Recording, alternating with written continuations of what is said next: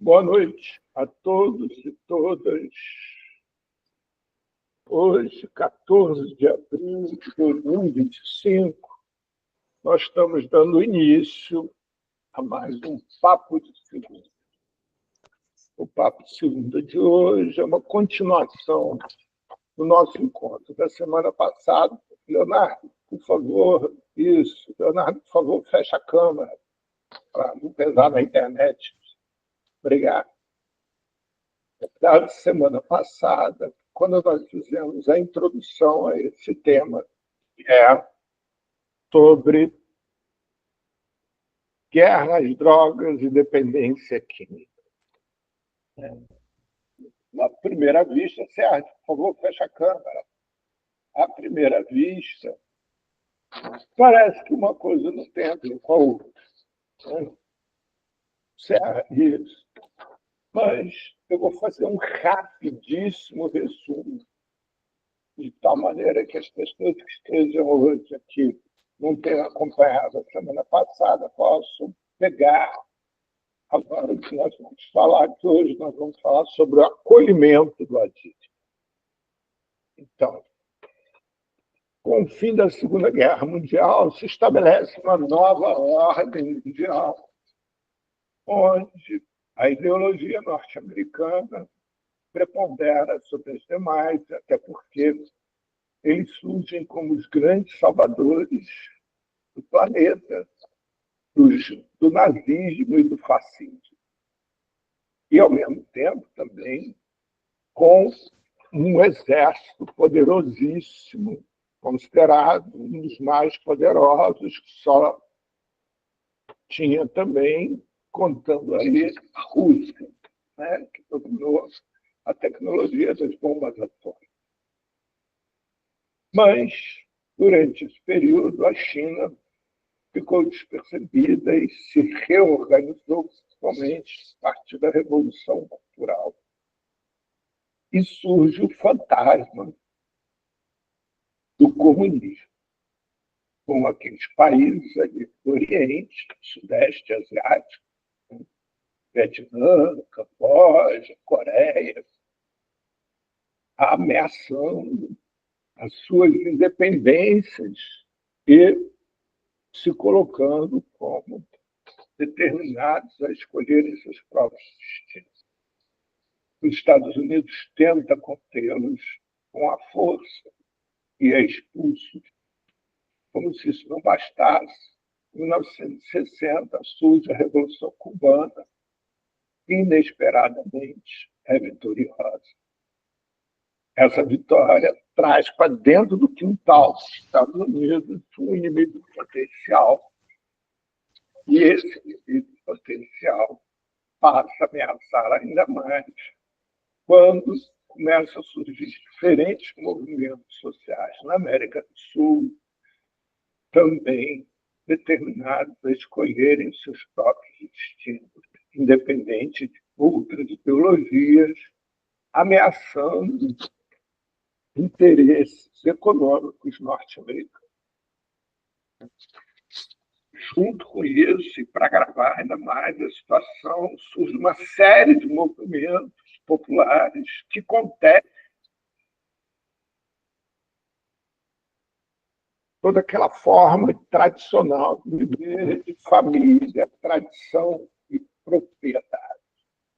Surge o rock and roll, seus cabelos longos, as roupas coloridas.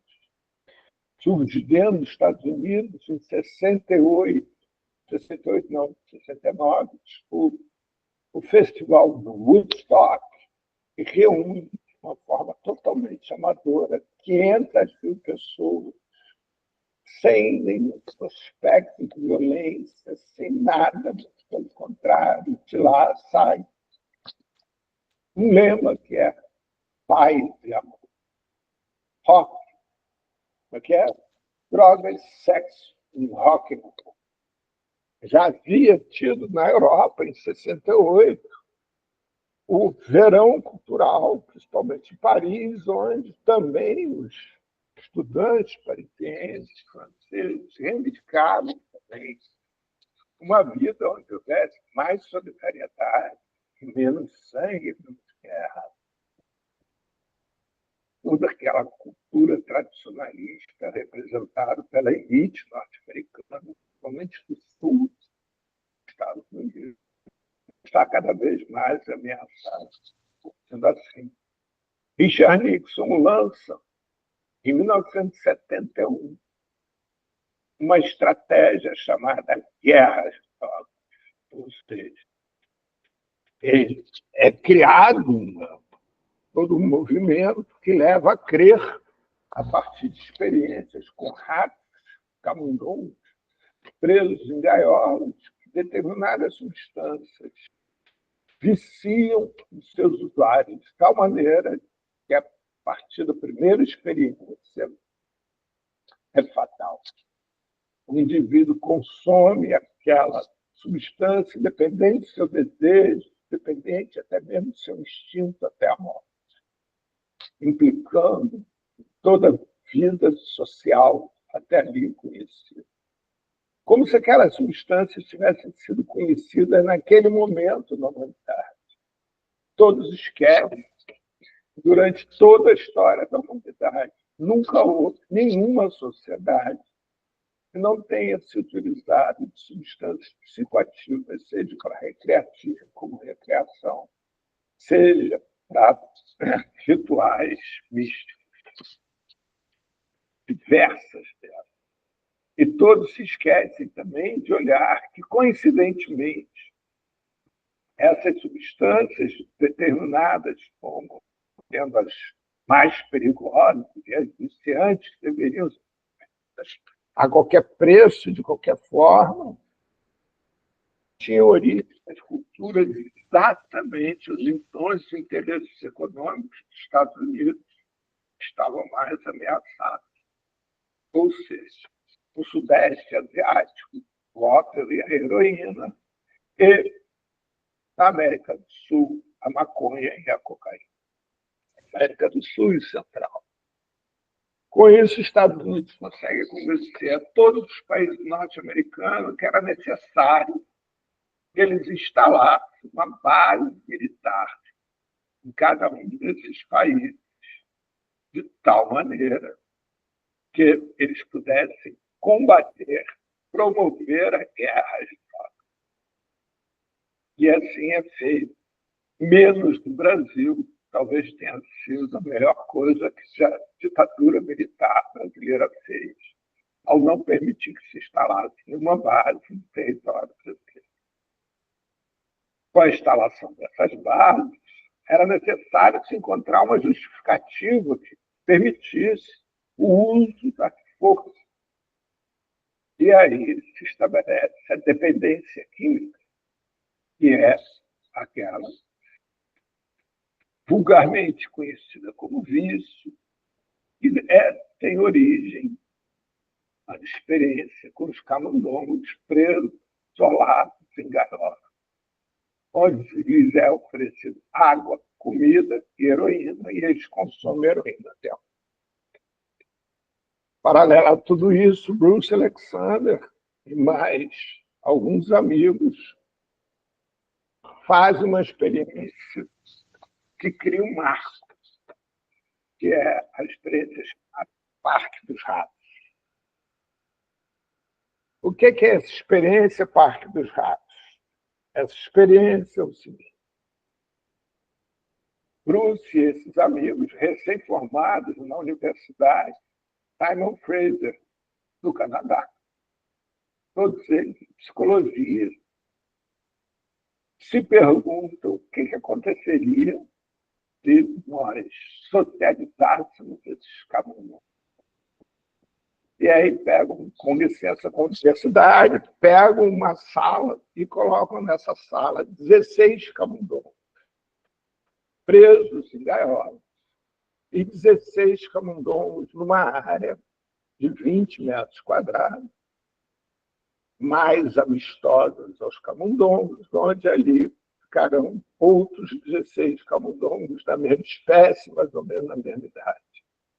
E é observado, depois de 6 meses de experiência, que os camundongos presos em gaiolas, isolados, consomem heroína até a morte. Mas os camundongos socializados não dão a menor atenção na heroína. Isso depois de inúmeras experiências, né, de diversas formas. Eles chegam à conclusão que a questão da socialização é essencial e fundamental no uso de substâncias psicoativas. Bem, paralelo a tudo isso, acontecia a Guerra do Vietnã. Na Guerra do Vietnã, todos nós sabemos que as Forças Armadas norte-americanas eram coniventes com o uso de heroína pelos seus combatentes. E aí, isso tem registro em livros, filmes, etc. E aí, com o fim da Guerra do Vietnã, se estabelece um pânico no governo norte-americano, porque o que aconteceria quando retornasse para os Estados Unidos cerca de 300 mil usuários de heroína, declaradamente heróis nacionais da Guerra do Vietnã. E aí, como seria? Estabeleceria o caos na sociedade norte-americana, porque a sociedade, o Estado norte-americano, não sabia como cuidar de usuários de heroína. Ao mesmo tempo, era proibido, era ilegal. Teria que prender o usuário também, mas como prender o usuário que é herói de guerra? Viria público que as Forças Armadas norte-americanas eram coniventes com o uso de heroína.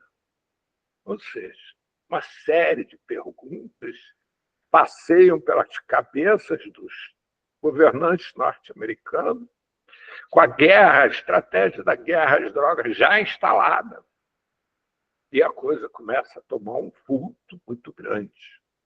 Acontece que, como conta a história, né, nada aconteceu. Esses 300 mil pessoas, ex-combatentes, retornam aos Estados Unidos e não acontece nenhum caos na sociedade norte-americana. E aí surge a pergunta, mas afinal de contas, o que está acontecendo?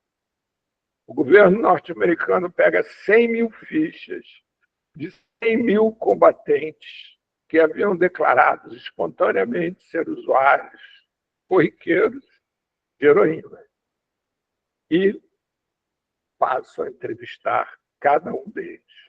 Bruce comanda um desses grupos que vai entrevistar os usuários. E aí eles chegam à seguinte conclusão: 83,7% desses usuários de heroína no Vietnã, ao chegarem nos Estados Unidos, abandonaram o uso de heroína espontaneamente. Desses 12,7% restantes, 8% tinham abandonado a heroína com a ajuda de profissionais.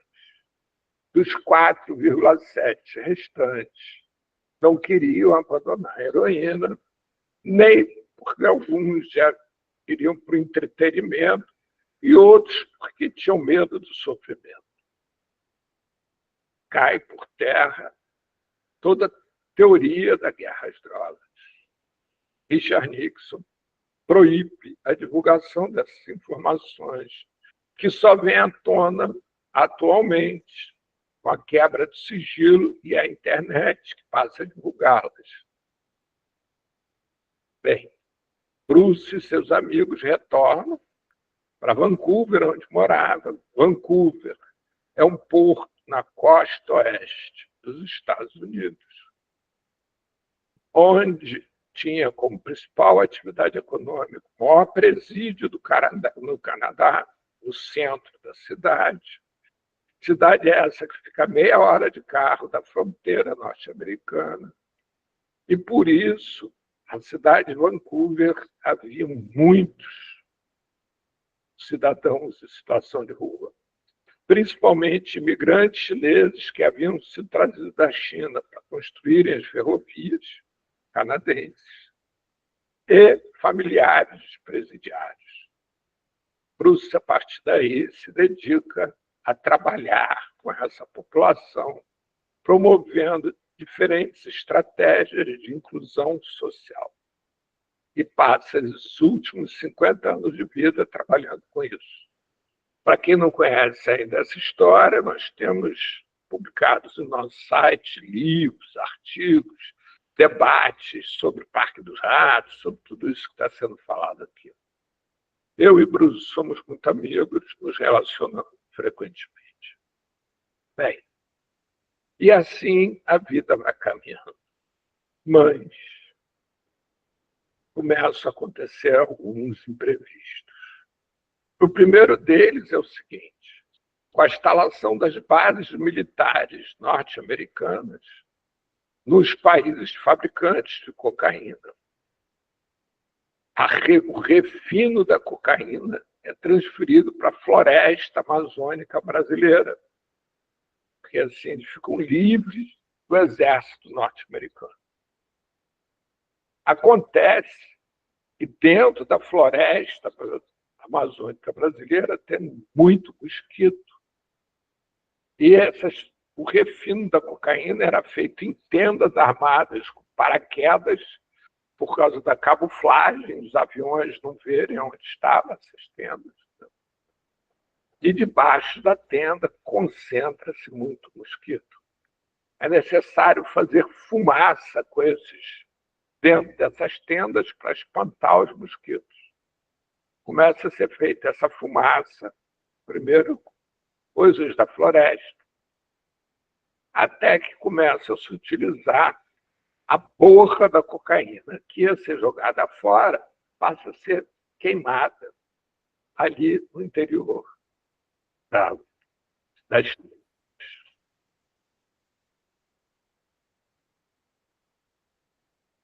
Essa borra da cocaína, né, ela fica em forma de pedra, e quando ela é queimada, ela faz um barulho de quebra, crack, crack, e por isso passa a ser chamada de crack. E aí é observado um fenômeno interessante, que os trabalhadores, quando queimada a porra da cocaína nessas tendas, ou seja, o crack, eles passam a produzir mais, a querer comer menos, e começa cada vez a produzir mais.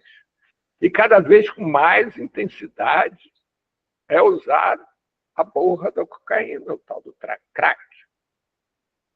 Junto com tudo isso, no início da década de 80, tem a primeira grande crise do petróleo. O petróleo sobe de preço absurdamente, e a economia norte-americana é a primeira a sentir isso, principalmente a indústria de automóveis, porque ela vive à base de petróleo. Parte da classe média norte-americana vai para as ruas. As ruas ficam cheias de antigos classe média, antigos integrantes da classe média, que eram consumidores de cocaína. Com isso, tem uma queda abrupta de cocaína nos Estados Unidos. Queda abrupta essa de cocaína, principalmente nas cidades onde se fabricava automóveis, como, por exemplo, Chicago. E aí, o traficante colombiano passa a traficar para os Estados Unidos o crack, que é essa população que está na rua, que era usuária de cocaína, passa a consumir. E assim temos a primeira onda do crack. Onda essa que nós vamos ver um pequeno documentário onde, feito pelo New York Times, documentário esse muito premiado.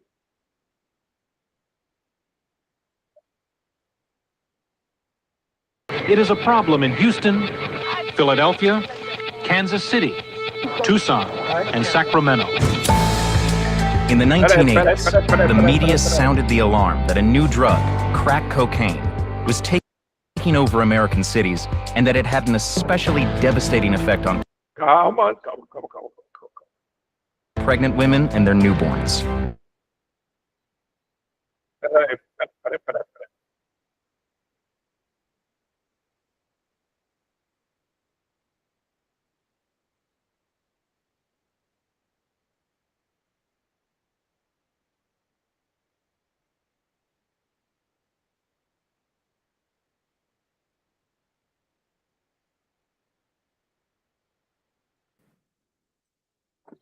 Bem, vocês me desculpem, mas eu sou da geração antes do computador. Então, com frequência, eu levo surra do computador.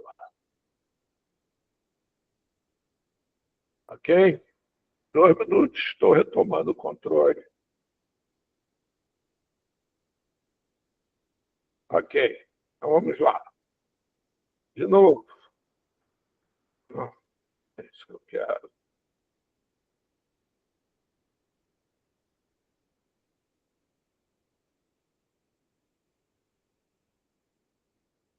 Ok.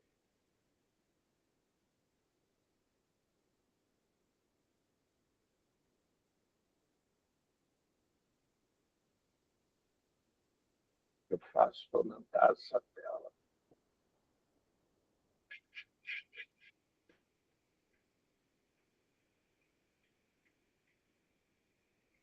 Vocês veem essa tela aí, Sim. pessoal? Tô vendo. Então, fechado. Obrigado aí pelo... Sim. Então, já vamos agora caminhar para a solução final. Espera aí. Deixa eu só... Vou ver se vai aparecer aqui o que tem que aparecer. Né? Agora ele não quer funcionar.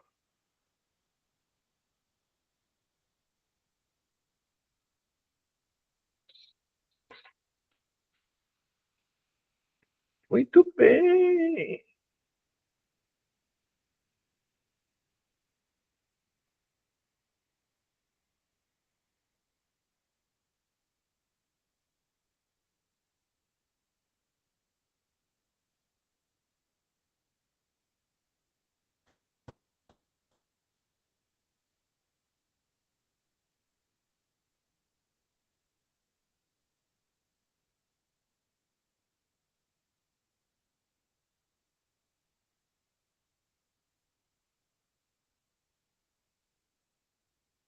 Ok, baby. Não percam o próximo capítulo.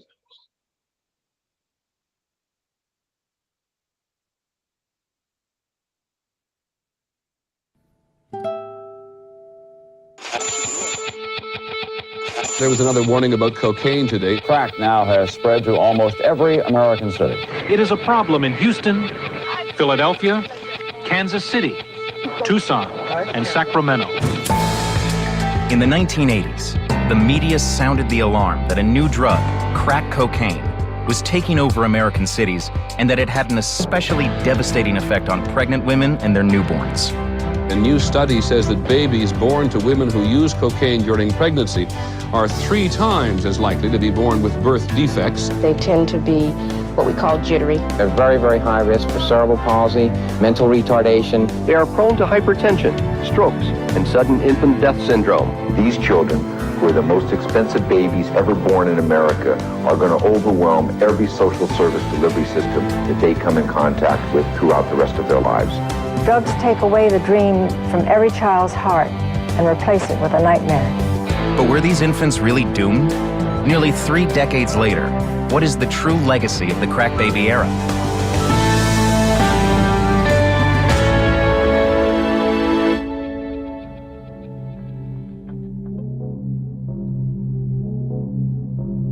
In the early 1980s, Dr. Ira Chasnoff, a young researcher at Northwestern Memorial Hospital in Chicago, decided to study what he saw as a worrisome trend among his pregnant patients who had used cocaine.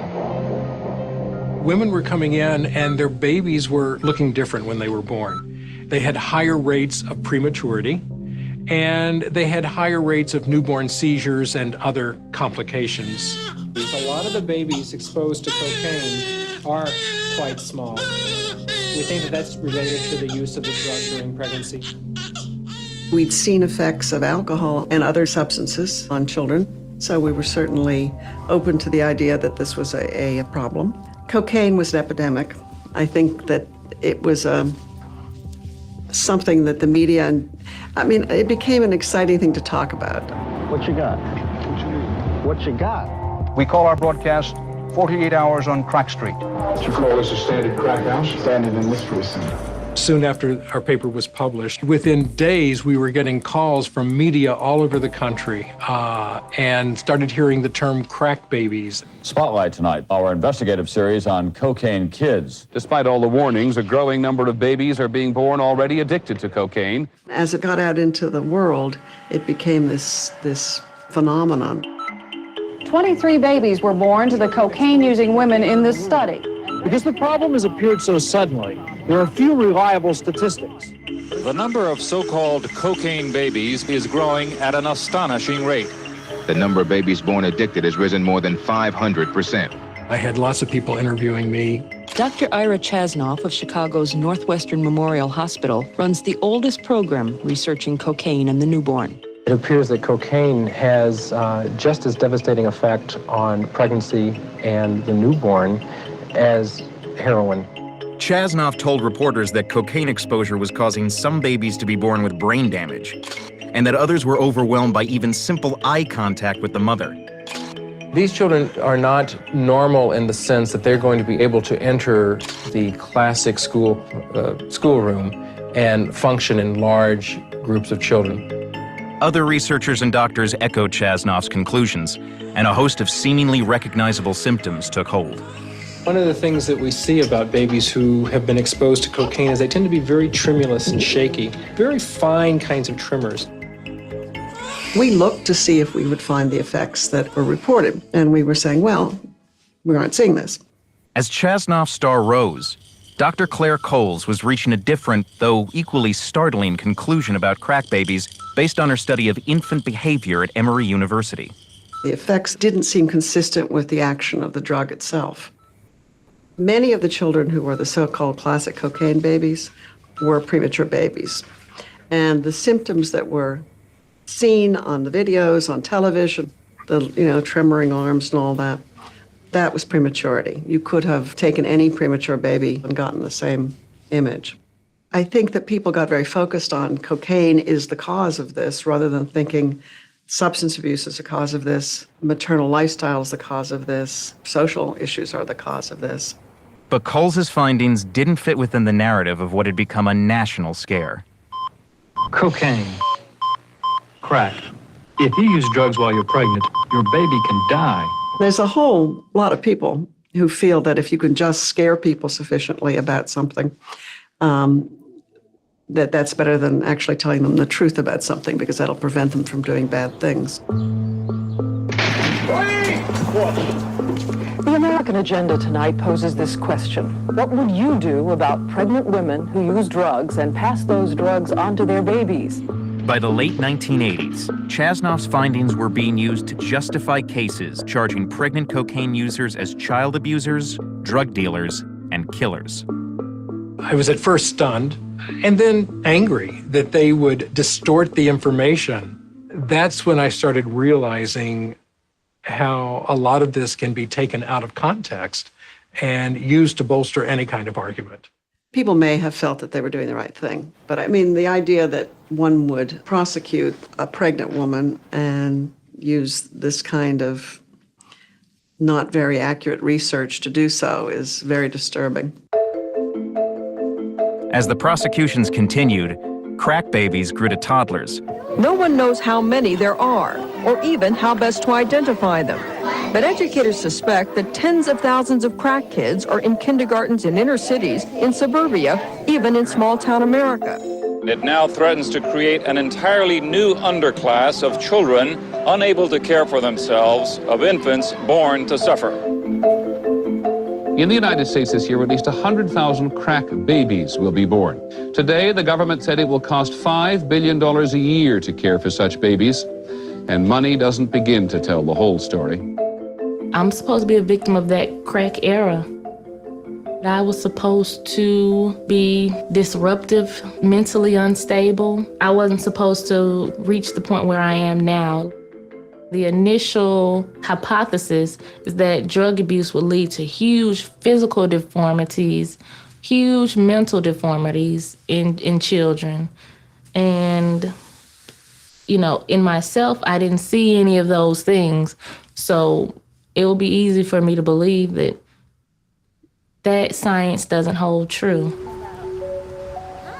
Almost 3 decades since Chasnoff's initial research, which focused on just 23 babies, long-term studies have found only subtle changes in the brains of cocaine-exposed research subjects like Stone. There's no particular evidence of this social-emotional deficit. You're not seeing really broad-scale, severe developmental problems, as was predicted. The schools have not been overwhelmed by the flood of cocaine-exposed children. In fact, Stone became the first in her family to graduate from college. In learning that I had been exposed, I kind of told myself I'm not going to make this an issue. Whatever I have to do to get around what the effects may be, I'll do that. The paper was a very preliminary kind of finding, and it really shouldn't have been generalized to the extent it was, which I believe that Dr. Chasnoff eventually came to himself and said that he felt that this didn't really represent the whole of the situation. Doctor, let's go to you on this question. You've studied this, perhaps one of the first people to study this. How does cocaine use affect newborns? Well, there's no question that cocaine use during pregnancy has some real effects on the unborn and on the newborn child.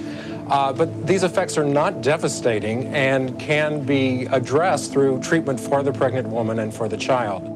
Over time, Chasnoff did distance himself from some of the extreme pronouncements he was quoted as making in the early days. I probably talked too much or gave long-winded explanations which were completely cut out. It was one of those feelings where you just feel completely out of control. But the hysteria that followed his initial research had already taken its toll. It wasn't even a natural disaster or war. It was a drug that caused so much harm among my generation and my parents' generation. Certainly cocaine was contributing to this problem, but they got very focused on it as the only sole cause of it. I think people still believe the cocaine story, but alcohol is much more of a problem than cocaine because there's much more alcohol used and it has much more severe effects. They become throwaway children. I think if you say something 3 times out loud, people take it as fact. And also, I think there's certain ideas that people want to believe that really fit in with cultural stereotypes, and it's hard to get rid of those.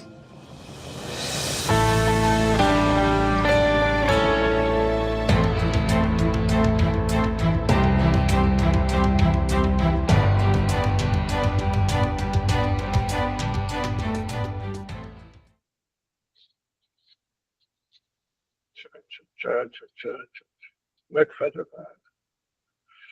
Para partir.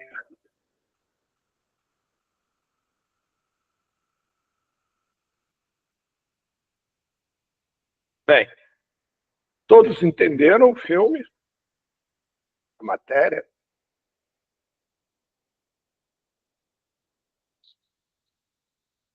Alguém tem alguma questão antes que eu continue? Não? Então, vou chamar a atenção de algumas questões aqui para vocês. Vocês observaram que os viciados, e mesmo seus bebês, eram negros? E vocês observaram que os médicos e cientistas eram brancos? Olha só que interessante. Porque a elite norte-americana é a maior usuária de cocaína do mundo. O crack e a cocaína são exatamente a mesma substância. A única diferença é que são ingeridos de forma diferente. Nem sempre, né? Porque tem muita gente que gosta de fumar cocaína misturada na maconha. Mas, de qualquer maneira, elas são a mesma substância. É engraçado, né? Porque, assim, pela primeira vez na história da humanidade, os desassistidos sociais passam a receber uma atenção da comunidade médica que a elite não recebe. Vejam só, aqui no Brasil, houve época em que você entrava na maternidade, em maternidades públicas, e você tinha lá, no setor neonatal, um setor separado para atender filhos e filhas de usuárias de crack. Mas você podia ir a todas as universidades, todas as maternidades públicas ou particulares que atendessem a elite. Nunca se encontrou nada disso. Nunca ninguém ficou preocupado com os filhos ou filhas das mulheres, das elites, que usam cocaína durante a gravidez, ou até mesmo crack. A Sociedade de Psiquiatria carioca fez uma pesquisa há algum tempo atrás que demonstrava que 78% dos usuários de cocaína eram também usuários de crack. Ninguém nunca falou disso. Houve época que aqui na cidade do Rio de Janeiro, numa praça em Ipanema chamada General Osório, que é bem no centro da elite, depois das 2h da manhã, às quintas-feiras, existia a festa do crack. Se reuniam lá pessoas proprietárias de carros muito caros, o que indicavam que seriam da elite, para fumarem crack e praticarem sexo ao ar livre. Assim como há pouco tempo, vocês devem ter lido no jornal que foi denunciado o que já acontecia há muitos anos, um parque chamado Garota de Ipanema, na praia do Arpoador, que exatamente às quintas-feiras tinha uma orgia de homens homossexuais alimentadas por crack e cocaína. E isso saiu uma vez assim, rapidamente, no jornal e foi interrompido. E aí, eu queria lembrar vocês que essa primeira crise do crack, né, como uma droga que mata, que vicia, aconteceu no início dos anos 80, ou seja, 40 anos atrás. Nesses 40 anos, deveria existir um número incalculável de pessoas, sobreviventes, filhos de mães usuárias de crack, com distúrbios mentais, distúrbios de tudo quanto é ordem, e não se tem notícia disso. Nunca aconteceu. Sabe por quê, gente? É o seguinte, a placenta filtra os efeitos da cocaína e também do crack que não chegam ao feto. Aqueles fetos que vocês viram ali, como disse a moça que fez a interlocução, né, eram bebês prematuros, de mães que passaram por situações de muito estresse e fome. E todos eles, nessas condições, independente se a mãe usa ou não drogas, tem aquele sintoma de tremedeiras e muito choro. Não tem nada a ver com cocaína. Vocês sabem qual é a droga, as drogas que mais fazem mal ao feto? O tabaco e o álcool. Quando as mulheres que estão aqui, que tiveram filhos, né? E os homens que estiverem aqui, vocês podem perguntar isso aos obstetras. Os obstetras pedem que as mulheres não fumem nem usem álcool durante a gravidez, por causa disso. Prejudica a formação do feto. Assim como também solicitam que elas não comam embutidos, principalmente salsichas. Vocês já ouviram alguém falar isso? Vocês já viram alguma campanha de saúde pública esclarecendo isso? Dizendo que mulheres grávidas não devem consumir álcool, e menos ainda tabaco. Não, né? E menos ainda salsicha. Não, né? Pois é.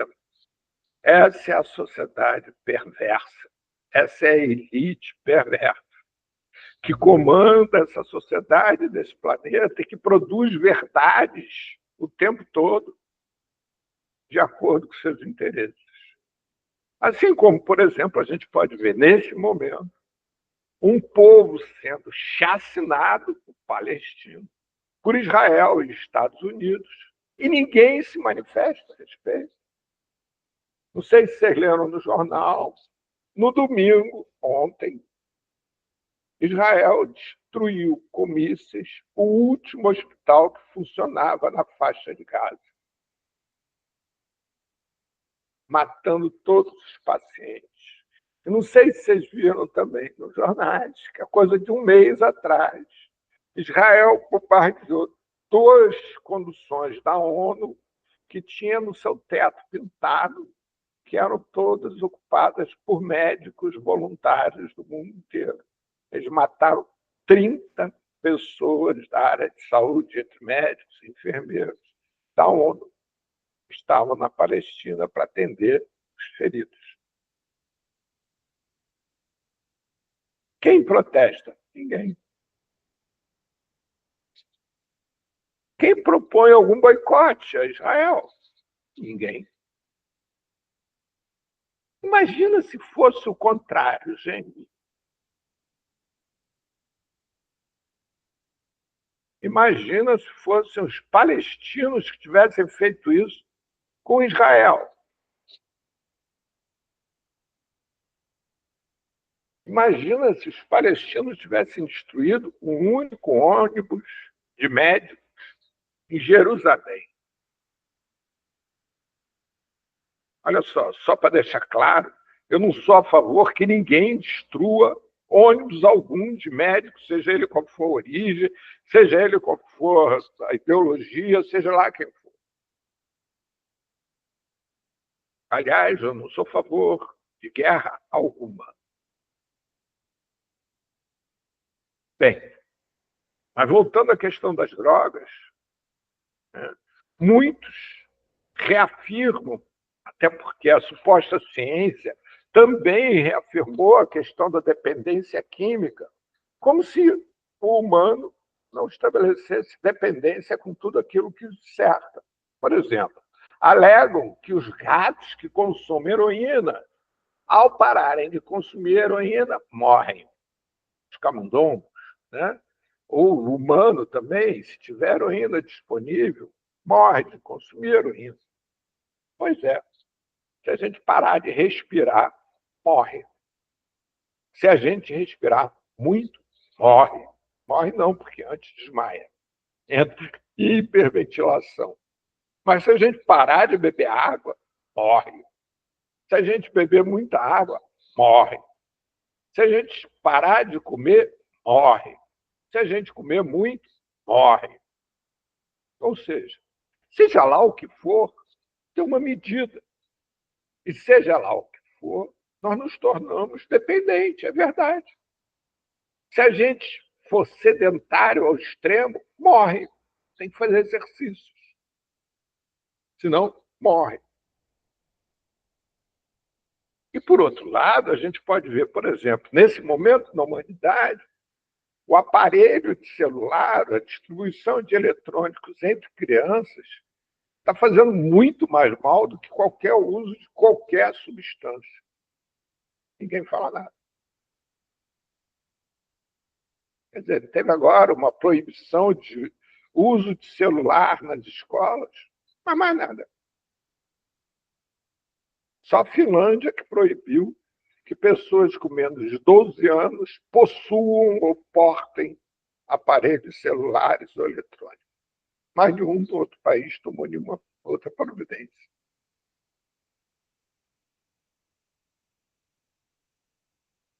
De novo, é assim a humanidade. Nós podemos pegar como exemplo máximo de tudo isso que nós vivemos o aquecimento global. Toda a humanidade sabe que nós estamos consumindo mais do que o planeta é capaz de repor. E se continuarmos nesse ritmo, o planeta se tornará inabitável para a espécie humana. E aí, ninguém muda seu regime. Continuamos consumindo da mesma maneira, continuamos fingindo que nada existe e achando exótico os que se preocupam em mudar de seu padrão de vida. Pois é. Daí surge o termo adição. Adição, para nós do observatório, é quando você adiciona algo à sua vida. E para retirá-lo da sua vida, quando você desejar retirá-lo, você necessita de ajuda de um profissional. Então, vamos a um exemplo. Suponhamos que eu quebre a minha perna. Eu vou precisar ficar bastante tempo com a perna engessada, imobilizada. Vai chegar um dia que, para andar com a perna imobilizada, eu vou precisar adicionar à minha vida a bengala. Vai chegar um dia que eu vou poder tirar o que me imobiliza a perna, vamos supor o gesso. E eu continuo precisando da bengala. Para poder voltar a andar, eu vou precisar da ajuda de um fisioterapeuta, que vai me ajudar a retomar meu caminhar natural e abandonar a bengala. Ou seja, eu havia me tornado um adicto da bengala. E precisei da ajuda de um profissional para deixar de ser adicto. Então, para nós do observatório, o diagnóstico da adição é feito pelo próprio adicto. Ou seja, ele tem algo que ele introduziu na vida dele, que ele quer retirar da vida, mas não consegue retirar sem ajuda externa. Seja lá aquilo que for, bengala, substância ilegal, substância legal, comida, hábito, exercício, não importa. É adicto todo aquele que adicionou algo à sua vida, seja lá pelo motivo que for, e para excluir, subtrair aquilo da vida, ele não consegue fazê-lo sozinho, é necessário ajuda. Bem, exemplo oposto disso, cirurgia bariátrica, ou seja, a pessoa come muito, se transforma em obesa e acha que vai resolver o seu problema fazendo uma cirurgia que reduza o seu estômago. Segundo pesquisa da Fiocruz, 70% das pessoas que fazem a cirurgia bariátrica se transformam em alcoólatras. Por quê? Porque eles não resolveram a questão de fundo. Resolveram a questão dos sintomas. E aí, mas continuam com a questão de fundo. Elas só substituem o sólido pelo líquido, uma vez que o sólido não cabe mais dentro dela. Desses 30% restantes, em torno de 20% conseguem retomar a alimentação e se transformam em obeso. Isso quer dizer o quê? Que antes de fazer a cirurgia bariátrica, que para alguns casos é absolutamente necessário, é necessário que o indivíduo mude a sua vida, para depois ele poder fazer a cirurgia bariátrica. Vamos a um exemplo de algo que imagino que está na cabeça de vocês todos. A internação do indivíduo que usa de forma indesejada uma substância psicoativa, seja ela legal ou ilegal. De acordo com pesquisa, as internações involuntárias, só 2,5% de sucesso. Ou seja, de cada 200 indivíduos, 5 efetivamente conseguem alcançar seu objetivo. Na internação voluntária, 70% de sucesso. De cada 200, 140 alcançam seu objetivo. Qual é a diferença? É simples, gente. Porque quando eu solicito a internação, eu tenho algo que eu desejo fazer na vida e que aquilo está me impedindo. Então, eu já tenho um projeto de vida para depois. Na internação involuntária, eu não tenho projeto de vida algum para depois. Eu vou ser internado, vai abrir a porta da clínica e eu vou voltar para a mesma condição que eu estava, onde a solução é o meu vício. Seja ele qual for, pode ser jogo, pode ser droga, pode ser comida, bebida, pode ser o que for.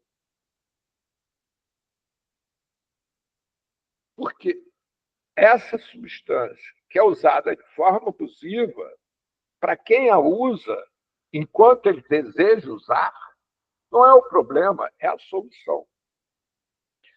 Aquele uso, de alguma maneira, acoberta algo que esse indivíduo não consegue e não sabe lidar. E ele não quer lidar. Por isso, ele usa substância. Só que cada vez que ele usa a substância, mais se agrava a situação dele e mais difícil fica dele resolver a questão. É como se a gente estivesse andando pela rua e enfiasse um espinho no pé. E aí, para eu poder continuar andando, eu mudo minha forma de caminhar. E aí, nessa mudança de forma de caminhar, daqui a pouco, meu tornozelo está me incomodando como consequência. E aí eu mudo mais uma vez. Daqui a pouco é meu joelho que vai me incomodar. E aí eu mudo mais uma vez. Aí é a articulação coxo-femoral. Daqui a pouco a coluna. E aí eu tenho que fazer a cirurgia para tirar o espinho do pé. Só que o espinho do pé, a essa altura, já penetrou, se envolveu todo o meu organismo. E agora é difícil realmente tirar. E, além disso, é mais complicado ainda, porque eu tenho que fazer toda uma fisioterapia para restaurar a minha coluna, minha articulação femoral, meu tornozelo e etc. Já te passo a palavra, Tabaco. Então, essa é a mesma questão com a droga. Se eu tenho algo que acontece na minha vida, eu não consigo lidar, eu uso a droga, eu tenho aquele momento onde eu me ausento da minha vida. E aí fica escondido essa questão. Quando acaba o efeito da droga, eu me vejo de frente do mesmo problema. Só que agora acrescentou-se mais outro, a droga e o meu conceito social. Principalmente se a droga escolhida for o crack. Como vocês todos sabem, o usuário de crack é discriminado entre os próprios usuários. E assim vai caminhando a vida. Eu, mais uma vez, em debate, eu já desafiei as pessoas de, por exemplo, irem para a rua e passar só uma semana na rua só com a roupa do corpo, num lugar que ninguém a conheça. E eu quero ver, por exemplo, quem vai chegar ao final de uma semana sem estar chamando o crack de meu bem. Quem vai poder dormir sem saber que se vai acordar, ou dormir sem saber se vai ser estuprado, ou dormir sem saber se vai levar um balde de mijo, ou uma surra, ou etc. Quem vai ficar com fome sem saber quando vai comer, não é fome no intervalo entre uma refeição e outra, não. É fome sem saber quando vai comer. Quem vai ficar com vontade de ir ao banheiro sem poder ir. E assim por diante. Então, mas, como para a sociedade burguesa, onde quer parecer que é algo que não é permanentemente, a população de rua torna a paisagem mais feia, lembra elas que o regime capitalista, o que mais produz é miserável, e que ele pode ser o próximo da fila. Eles querem retirar essa população das ruas. E é necessário ter uma justificativa. Qual é a justificativa? Que são usuários de droga. Ora, gente, para ser usuário de droga, precisa ter dinheiro. E tudo que não tem na rua é dinheiro. Existe uma pesquisa, não sei se vocês têm conhecimento, que antes dos grandes eventos na cidade do Rio de Janeiro, em 2011, 2012, foi feita uma campanha de remoção compulsória de crianças e adolescentes supostamente usuários de crack. Essas crianças eram levadas, internadas em abrigos chamados Casa Viva pelo governador Eduardo Paes, ou pelo prefeito Eduardo Paes. Que, obviamente, não sei se vocês se lembram, o Papa Francisco fez a primeira viagem dele como Papa para a cidade do Rio de Janeiro, para o evento dos jovens católicos.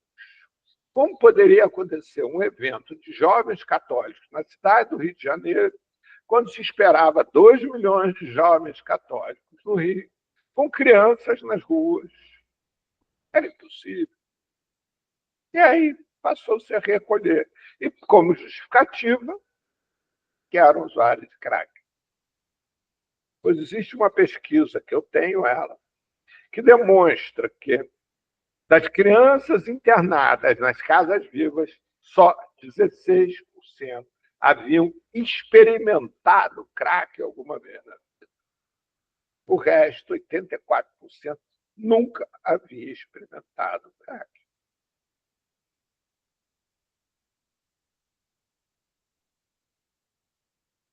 Bem, eu vou dar uma interrompida para atender Tabaco e o Sérgio, lembrando do nosso acordo de hoje, de cada um ter 3 minutos para falar, e depois eu retorno. Fala, Tabaco. A minha dúvida é a seguinte: o que motiva a gente a fazer alguma coisa? É dopamina? A gente respira, e se a gente respirar devagar, a gente sente prazer ao respirar. A gente ficar parado, a gente sente prazer de ficar parado também. E a gente sente a dopamina no corpo, na mente. Se a gente tem fome, vai lá e come, a gente sente, acho que a dopamina também. Na droga, o álcool, não sei se... A gente tem prazer quando toma álcool? Tem um prazer, sim. Quer dizer, deve ser dopamina também, na droga também. Agora, o que motiva a gente a fazer alguma coisa? O que empurra a gente... Eu estou pensando na vida cotidiana, o que faz o que motiva a gente se mexer. Por exemplo, se a gente tem fome, a gente sabe que tem que plantar, mas a gente tem a preguiça. Então, a gente vai ter que plantar para colher, para comer daqui 3 meses. Quer dizer... E a droga também.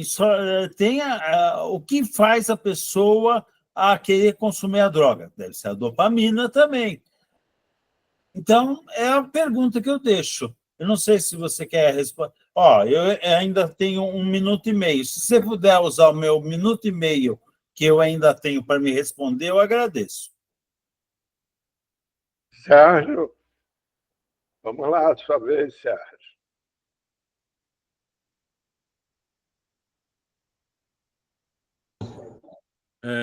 Eu vejo que é melhor responder a Tabacu. Depois eu falo porque a minha questão é outra. Então, ótimo. Coloque. Porque no card você vai falar sobre o acolhimento dos usuários de substâncias, de drogas, né? Que desejam interromper ou modificar seu uso, seja legal ou ilegal, e não consegue fazê-lo sozinho, aí pedindo auxílio a um profissional, né? Pede auxílio a um profissional. É esse o tema que está aqui, né? De 14/4. E hoje você voltou para a guerra às drogas, né? Porque eu estava bem interessado nessa coisa do acolhimento, né?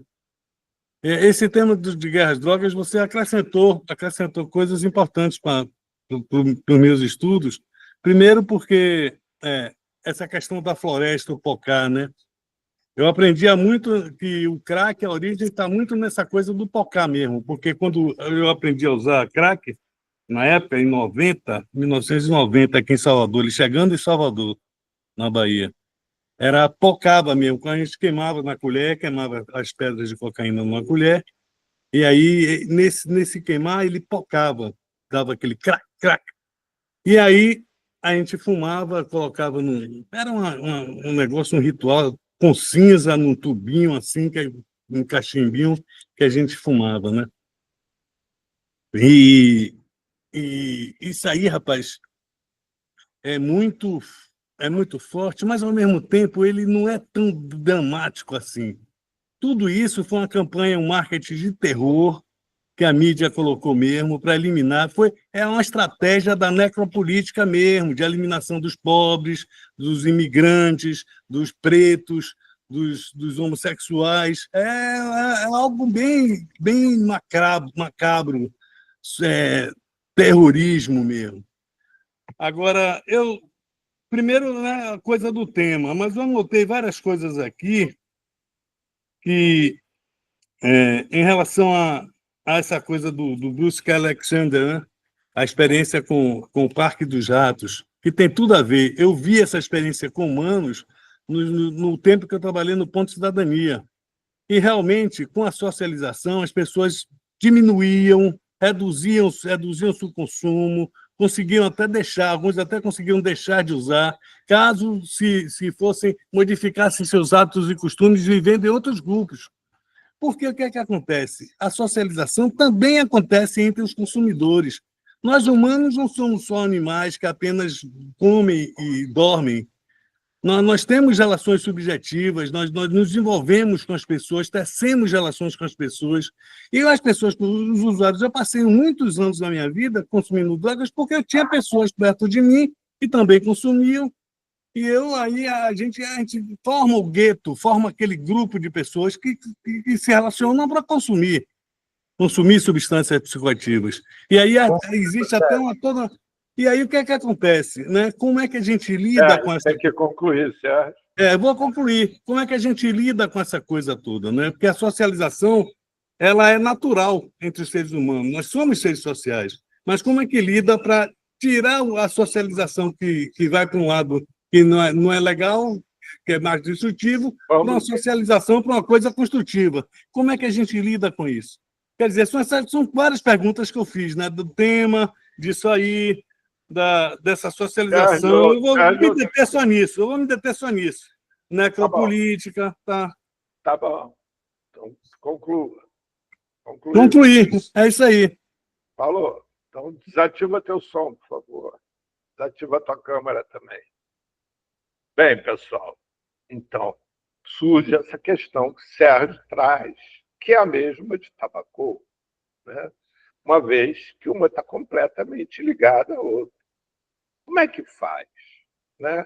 Se o indivíduo, se o humano, ele tem todo o seu estímulo de vida a partir do prazer. Então, será que o uso de droga é por causa do prazer? Mas olha só, surge uma pergunta. O maior prazer que todo humano tem, quer dizer, não todo, né? Mas a grande maioria do humano tem, é o seu orgasmo. E nem por isso nós somos viciados em relações eróticas. Saímos praticando relações eróticas pelas ruas, em qualquer lugar, de qualquer forma. Então, tabaco, a dopamina não é a resposta, porque o pico de dopamina é durante o orgasmo. Ela não funciona, porque se o indivíduo começa, inclusive, a usar alguma coisa contra a sua vontade, aquilo deixa de dar prazer e passa a dar sofrimento. A pessoa quer interromper e não consegue. É esse o adicto. Ele sofre ao usar, a fazer aquele ato, seja usar droga, seja usar bengala, seja praticar esporte, seja comer. Deixou de ser prazer. É sofrimento. A questão é que Sérgio levanta. Nós, seres humanos, somos indivíduos sociais. Rarissimamente você vai encontrar um ser humano que consegue viver como um ermitão, isolado dos demais. Nós precisamos nos sentir aceitos, acolhidos, amados. E a droga é a melhor ferramenta para quando eu não estou me sentindo assim.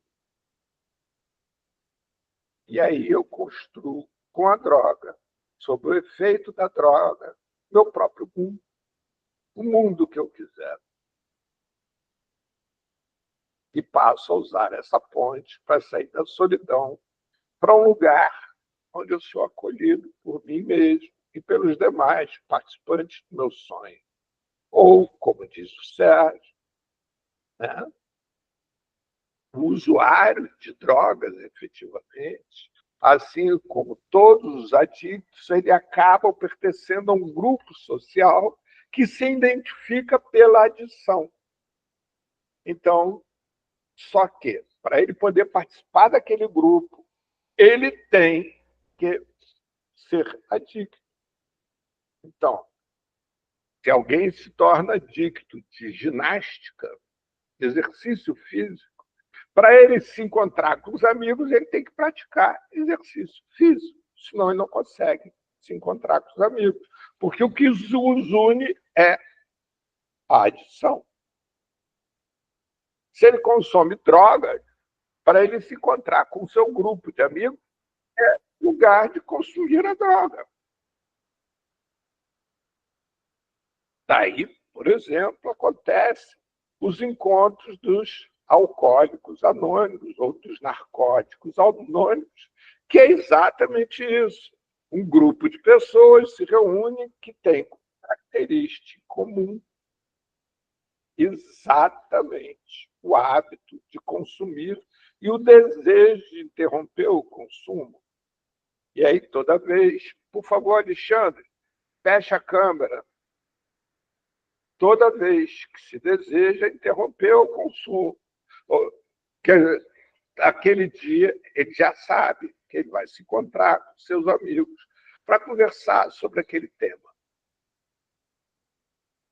E ele passa a ter a motivação da socialização para não mais usar o que ele não deseja mais usar.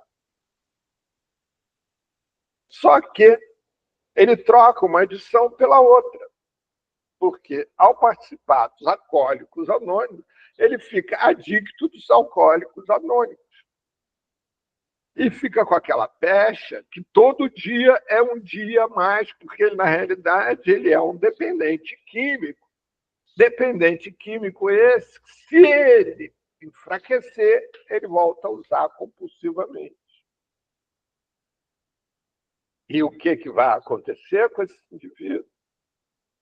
Quando, em algum momento, ele tem o que se chama uma recaída, que faz parte do processo, que é produtiva a pessoa ter, a recaída dele não é uma recaída só, é uma morte, porque ele acha que, como ele consumiu, agora não tem mais jeito. Ele foi derrotado. E aí, para ele retomar, é cada vez mais difícil.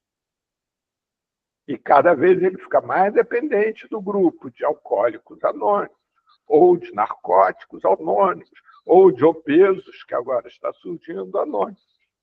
Ou qualquer situação que leve o indivíduo a praticar algo, a viver algo que ele não deseja. Dependente do que seja. E aí, o que fazer e como fazer? Bem, a Islândia resolveu isso de uma forma muito interessante. Ela, pura e simplesmente,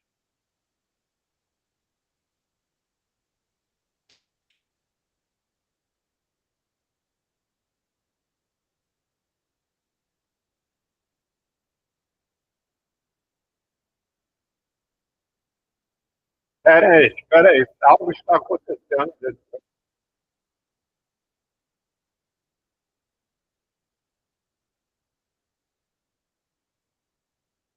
Parará, vamos lá. Atenção, atenção, senhoras e senhores, cavaleiros ouvintes e vintes. Não é assim, está errado.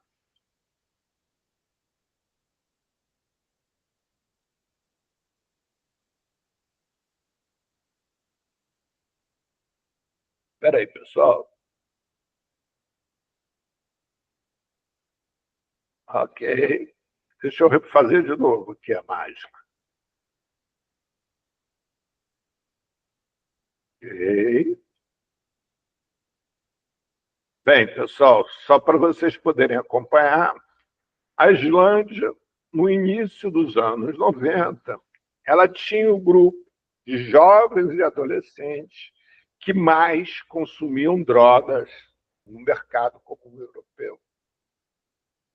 Acontece que, com o surgimento do mercado comum europeu, surge um grande temor, porque o mercado comum europeu acabaria com as fronteiras entre os países que compõem a União Europeia. E, com isso, seus cidadãos passam a poder circular livremente entre os países que compõem a União Europeia. E surge o temor enorme de os usuários compulsivos de droga, os dependentes, não químicos, mas dependentes de substâncias psicoativas, sejam legais ou ilegais, migrassem para um país onde houvesse melhor acolhida para eles, melhores políticas públicas. Entre aspas, a Holanda, por exemplo. E com isso surge o pânico que ia acabar com o sistema de saúde desse país. A partir daí, eles criam o Observatório Europeu de Drogas e Drogas-Adição, que se baseia na metodologia de trabalho de Bruce Alexander e é baseado na Europa. E o seu presidente responde direto ao presidente da Comunidade Europeia, da União Europeia. E eles escolhem a Islândia para implantar o primeiro programa, uma vez que a Islândia é uma ilha ao norte da Europa. Ilha essa de muito difícil acesso, poucos habitantes, que eles poderiam facilmente dimensionar os efeitos do trabalho efetivamente. E aí implantam lá um programa chamado Juventude Islandesa. Sim, uma coisa que poucos sabem é que a esposa de Bruce Alexander é uma pesquisadora famosa em Paulo Freire. Então, toda a metodologia de trabalho do Bruce é muito impregnada por Paulo Freire. E a Islândia adota esse programa misturando a metodologia de trabalho do Bruce e de Paulo Freire. E aí acontece o seguinte: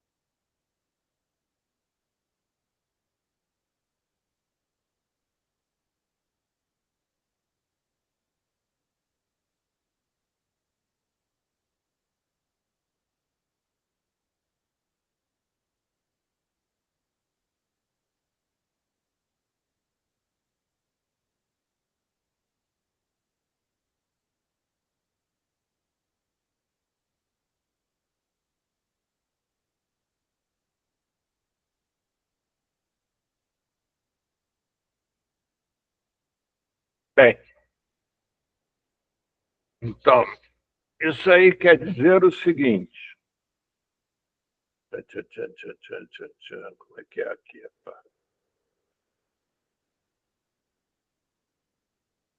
Isso. Vocês me escutam? Voltamos? Ok. Alguém tem alguma pergunta sobre o filme? Não? Eu vou fazer uma rápida complementação do filme. O filme é muito curto, né? Então, vou fazer uma rápida complementação sobre o filme, Sérgio. Então, a Islândia é um país que nasce da cultura dos pescadores. E cultura dos pescadores é solidariedade. Então, o sentimento básico do islandês era a solidariedade. Acontece que eles passam a ficar mais tempo em casa e a pouco conviverem entre si. E essa cultura vai se esvaindo, vai se acabando. E aí eles percebem que era urgente resgatar a cultura da solidariedade, ou seja, resgatar o convívio social. E vocês percebem que as medidas drásticas que eles tomam é aumentar a maioridade de 16 para 18 anos. Por que isso? Porque antes, aos 16 anos, o indivíduo podia comprar bebida alcoólica. Agora, só aos 18 anos passam a poder. A outra medida drástica que eles tomam é proibir que menores de 21 anos fiquem depois das 10 horas da noite pelas ruas. Essas patrulhas para retirar essas pessoas das ruas são feitas por grupo de pais, não é polícia. São os pais que saem à noite e recolhem os seus filhos nas ruas, ou filhos de amigos.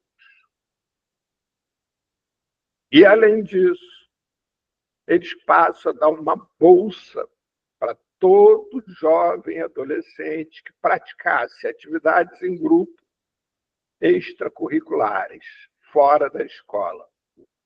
Ou seja, o cara pode escolher esporte, arte, música, não importa. O que importa é que participem de algo em grupo. Por exemplo, mas eu queria fazer cuspe à distância e não tinha nenhum lugar para praticar cuspe à distância, sem problema. O governo islandês construiu um lugar apropriado para praticar cuspe à distância. E, junto com isso, implantam a metodologia de trabalho chamada Escola Cidadã, desenvolvida por Moacir Gadotti e Paulo Freire. São dois grandes amigos, né? Difícil de saber o que um fez que o outro não participou. O que é a escola cidadã? É a escola que não tem nenhuma preocupação da transferência de conteúdo. A única preocupação deles é formar cidadãos. Como isso é feito? Da seguinte forma: a escola passa a ser responsável por discutir com a sociedade que a frequenta as questões sociais que a envolvem. E aí, a escola não é mais só aluno e professor. É aluno, professor, funcionário, familiares dos alunos que têm que comparecer. Eles estabelecem uma reunião por mês, onde pais, alunos, professores, todos têm que comparecer. E se algum pai faltasse 3 reuniões seguidas sem justificar, ele tinha que fazer um curso, um juizado da cidade, sobre cidadania. E aí é assim, suponhamos que em torno de uma determinada escola estivesse havendo muita pichação. Então isso é levado para dentro da escola. Dentro da escola se discute sobre isso e a escola tem por obrigação encontrar uma solução para acabar com a pichação. Ou se, sabe, no entorno da escola está tendo população de rua. Então a escola vai discutir sobre isso para terminar com a população de rua, que obviamente nunca aconteceu na Islândia, porque senão morre de frio.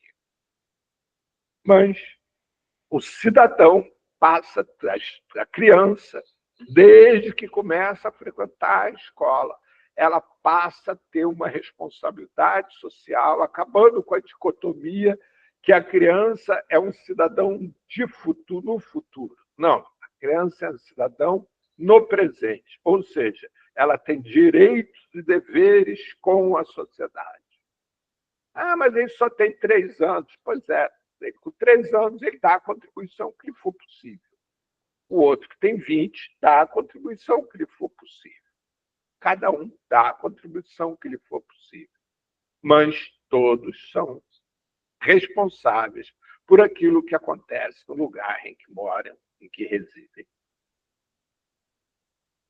E assim, sem nenhuma medida de violência, sem nenhuma medida de imposição, eles hoje têm o grupo de jovem e adolescente que menos consome substâncias psicoativas em todo o mercado comum europeu. E os maiores índices de felicidade. Agora, é muito engraçado, porque alguns dessas pessoas que participaram da organização desse programa formaram uma ONG e ficam tentando vender esse programa em outros países. Já conseguiram fazer uma vez no Chile, que deu redondamente errado. E conseguiram vender uma vez para uma região espanhola, que também deu redondamente errado. Porque eles chegam nesses lugares com uma fórmula pronta, tentando impor alguma coisa. E aí, obviamente, não é isso que se deseja. Ninguém quer que alguém venha, eu não quero que alguém venha na minha casa me ensinar a viver. O que os indivíduos, os que os cidadãos querem são alguém que participe junto comigo de viabilizar minha forma de vida e valorize minha cultura. E esse é o fundamental.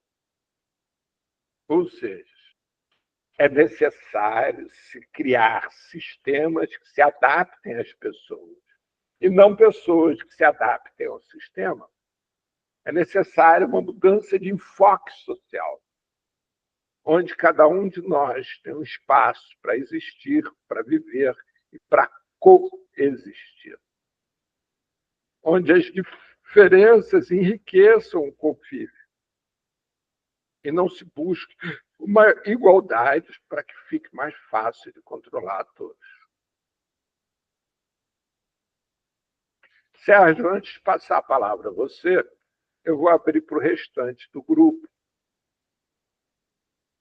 Alguém do grupo tem algo que deseja comentar? Leonardo?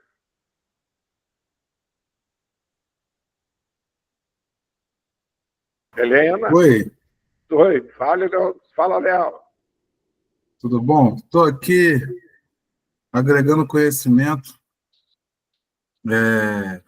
Participo aqui de um projeto em construção também que nós intitulamos ele de Política de Treinamento e Capacitação, né, em Políticas de Redução de Danos aos Profissionais da Rede de Assistência Social do Rio de Janeiro. É um projeto que ele é voltado a capacitar o primeiro contato aos usuários que procuram um sistema de assistência.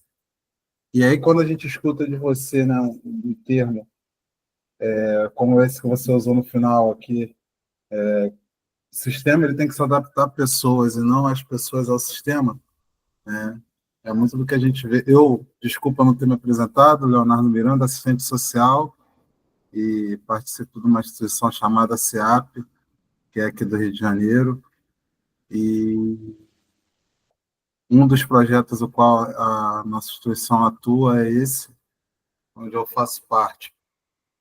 E a gente fala de um sistema, né, onde as pessoas têm que se adaptar à forma de atendimento, questão eleitoral, né, curral eleitoral, como algumas pessoas falam, questões políticas, questões religiosas, e nunca cuidam da particularidade de cada um que procura que está no sistema, principalmente dos usuários de drogas psicoativas.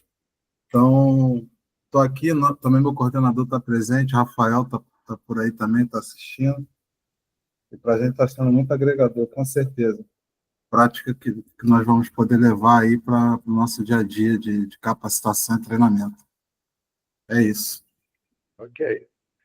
Olha só lembrando a todos, amanhã, na terça-feira, nós teremos um encontro com a Arlete, que seria na segunda-feira que vem, mas como é feriado, foi antecipado para terça-feira, exatamente sobre redução de danos. Então, amanhã é o primeiro de uma sequência de encontros com a Arlete e convidados sobre redução de danos. Ana Maria, algum comentário, Helena? Carla, pode abrir a câmera e fazer o comentário que você está escrevendo. Boa noite. Eu estou muito feliz de participar, né, dessa roda de conversa. Hoje é o meu primeiro dia, né, participando junto com vocês. Estou muito feliz, né, porque atualmente eu sou assistente social, estou atuando no Centropop, né, e esse assunto é um assunto que me interessa por demais, que é um tema que a gente vê constantemente, né, com as pessoas em situação de rua. Então, assim, está sendo muito bacana, estou gostando muito. Ok. Bárbara?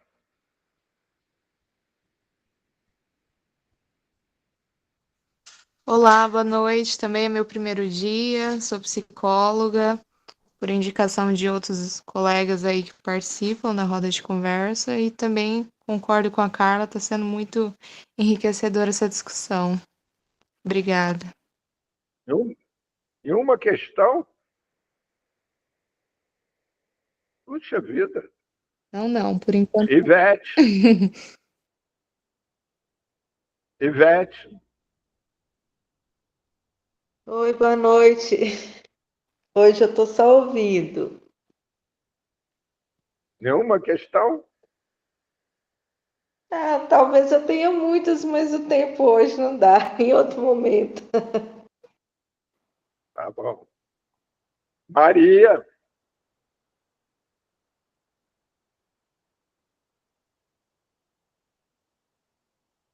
Maria?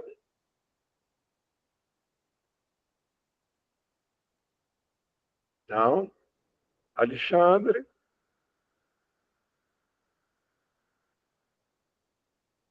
Diga lá, Alexandre. Bem-vindo de volta, Alexandre. Prazer te ver de novo. Tá sem som, Alexandre? Tá sem som, Alexandre. Você tá sem som. Teu som tá bloqueado. Boa noite. Eu cheguei atrasado, eu não tenho pergunta nenhuma. Oi, professor. Oi, senhor Paulo. Oi, Maria, diga. Então. Paulo, meu nome é só Paulo. Pode chamar Tá de bom. Paulo. Boa noite a todos. Então, é a primeira vez também que estou participando, sou assistente social, eu sou de terceiro setor. Mas, assim, o que eu vejo foi muito bacana, cheguei um pouco atrasado, e, para mim, assim, o que eu vejo, as pessoas com quem eu tenho contato do dia a dia, o que nós precisamos realmente é a redução de danos, né? Então, tudo isso que o senhor falou agora sobre a redução de danos, eu achei, assim, fantástico, principalmente com os jovens, né? Então, assim, vou levar isso aqui para frente, porque achei muito bacana essa redução de danos. O senhor passou com os jovens. A única ressalva que eu tenho quanto a essa questão da redução dos danos é o próprio nome, né? Porque fica parecendo, e isso dificulta muito o contato com jovens e adolescentes, que a droga só traz danos. Isso é oriundo da guerra às drogas. É necessário que a gente reconheça que a droga traz prazer também, não só danos. Até para poder ter uma interlocução com o jovem, com o adolescente, que seja real para o mundo dele. Não seja algo que funcione como algo repressor, né? Que deixe para ele, inclusive, a opção de fazer o uso na medida do seu desejo. E não achando que existe uma quantidade que seja certa ou errada. Isso depende de cada indivíduo. Eu, por exemplo, quando eu bebo muito numa noite, eu bebo 2 chopps e 1 dose de cachaça. Para mim é coisa absurdamente grande. Eu já morei numa cidade chamada Paraty, em que meu caseiro, por exemplo, ele bebia 1 garrafa de cachaça conversando comigo na minha frente, levantava como se tivesse bebido água. E nada acontecia. No dia seguinte de manhã, ele estava ali pronto para trabalhar de novo. Assim, isso não aconteceu uma vez só, não. Aconteceu várias vezes, muitas. A gente ficava de noite conversando, ele tomando a cachaça e acabava o litro inteiro, assim, na noite. Então, assim como é comum pessoas tomarem, usuários de uísque, por exemplo. Poucos sabem, por exemplo, que Freud era usuário de cocaína. Todo dia, de manhã, ele cheirava cocaína. Ele dizia que só conseguia acordar depois que cheirava cocaína. Quem quiser, existe um livro escrito por sua filha, Ana Freud, sobre isso. Freud e a cocaína. E morreu com câncer na boca por causa do hábito do cachimbo. Não teve nada a ver com a cocaína. Maria, interrompe teu som, por favor. Obrigada. Então, como eu dizia, redução de danos, para mim, é um termo que eu acho completamente inapropriado. Embora mudá-lo é impossível, né? Porque a gente perderia o contato com todo o resto do mundo que continua chamando de redução de danos. Mas eu acho muito proveitoso, pelo menos nos meus contatos com os jovens, eu não uso esse termo, nem com adulto, nem com ninguém. Eu uso outros termos, mas até porque assim, eu faço questão de deixar claro que isso é de fórum íntimo. Cabe ao usuário decidir, inclusive, como eu posso participar da vida dele, se é que ele quer que eu participe. Sérgio, você tem 3 minutos para encerrar nosso papo de hoje.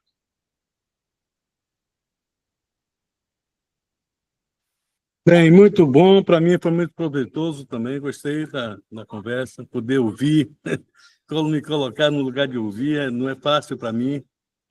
Não é fácil para mim. Eu sempre tenho coisas a perguntar. Não sei, eu sou inquieto assim mesmo. Mas a quietude vem a mim também de vez em quando. E o que eu quero dizer é o seguinte: esses 3 minutos tenho muitas questões a fazer, mas eu só quero dizer uma coisa. A Islândia teve esse boom do crescimento dela. Ela instalou-se high-techs de TI, de tecnologia da informação na Islândia, sede de várias empresas, por ser norte e por ter a facilidade de circular na Europa. E aí entrou muito dinheiro na Islândia. A iniciativa privada, o governo recebeu muito dinheiro também. E aí passaram-se a investir com facilidade em programas como esse programa da Escola Cidadã, esse programa, cadê o nome aqui? Teve o nome.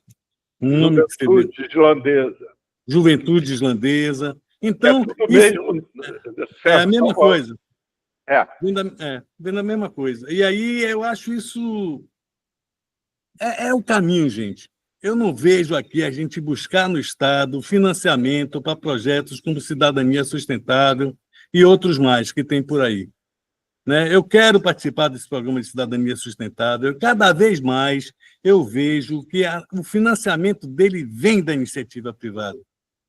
Vem daí, porque aí sim a gente pode ter maior mobilidade, pode ter maior facilidade tanto de arrecadar recursos como de empregá-los com mais amplitude do que viver nessa estabilidade política que nosso país vive. Ora é um, ora é outro, e para, né? Como o projeto também parou por conta de mudanças políticas, o projeto foi trabalhado. Quer dizer, eu acho que a gente tem que buscar aí. Os caras estão investindo, o Bill Gates investe pra caramba, os outros lá, o Zuckerberg e o Elon Musk, eu não sei. Eles talvez estão aliados lá com o tio Sandy lá das contas. Quer dizer, eu penso que é por aí. Eu quero falar desses 3 minutos nisso, me focar nisso, nesse financiamento com a indústria privada. Visto que a Islândia foi muito isso mesmo. Entrou dinheiro na Islândia e eles puderam fazer as coisas também legais, né? Como fizeram esse programa de juventude islandesa. Porque o álcool, e lá era muita coisa do álcool. O nego fala de crack, o nego fala de heroína, fala de não sei o quê, morfina, não sei, essa droga que tem aí agora, sintética aí também, que está lá nos Estados Unidos matando gente, fentanil, né, um negócio desse. Mas o álcool, gente, o álcool é que mata pra caramba. Na rua, quando eu trabalhava na rua, eu via muito biriteiro pegando destilada, coisa de álcool bruto, álcool etílico destilado, botando em barril para beber. E é muito isso, é muito isso. Então, já está concluindo aí, para concluir, vamos trabalhar nisso aí, gente. Vamos focar esse projeto de cidadania sustentável, vamos começar a angariar, buscar recursos para isso, para efetivar essas coisas. Né? Porque a gente sabe, Paulo, o Observatório das Adições sabe muito bem, tem esse material em mãos.